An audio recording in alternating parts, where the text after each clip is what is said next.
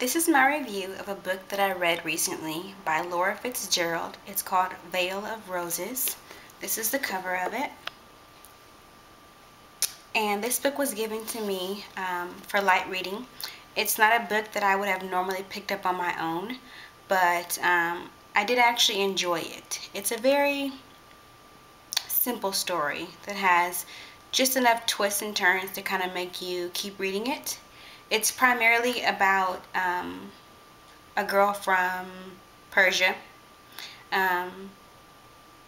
or pretty much she's from Iran, and she comes to America on a visa, like a 90-day visa or something like that, to go to school, and her sister already has relocated to actually to Arizona and she comes to visit her, and in order for her to stay in the United States, of course, she would have to marry someone, an American or someone with citizenship. So while she's enjoying all the differences of the culture of, the United States versus her country, where women are pretty much considered to be like, they're not as dominant. They're basically submissive. And anyone that's ever looked at the culture of Iran or those Middle Eastern countries knows that, women are not allowed to be any type of dominant role in their society. They can't be doctors, politicians, they're not allowed to drive, all those types of things that we American women take for granted.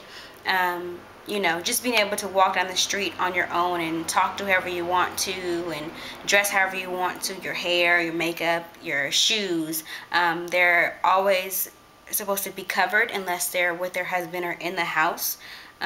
So to come to America where, freedom of choice and freedom of everything is everything. We do what we want, we say what we want, and we're allowed to pretty much feel just as equal as men, was almost like a shock to our system. The first, couple of chapters really show you the compare and contrast of their society and their culture versus the culture in America, and how she, kind of takes to that, where, any type of outspoken, acts of a woman in her culture or in her society and in her country, you pretty much are sentenced to jail or death or something of that equivalence. They also, even still have prearranged marriages. So she is supposed to find someone of a certain religion and certain characteristics, and then pretty much have that person signed off on by her family. So she can't just go and marry anybody and pick anybody.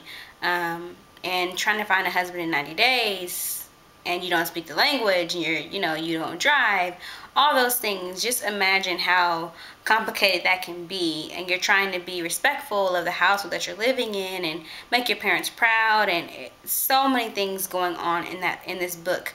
And this is a large print book. Let me see here. It's only about 300 pages, and I really enjoyed it. It was not what I would have expected it to be. Let's see. Yeah. So she comes from the Islamic Republic of Iran, and pretty much gets thrown in the middle of modernized American Phoenix or Arizona living. I think in the book her sister resides in Tucson.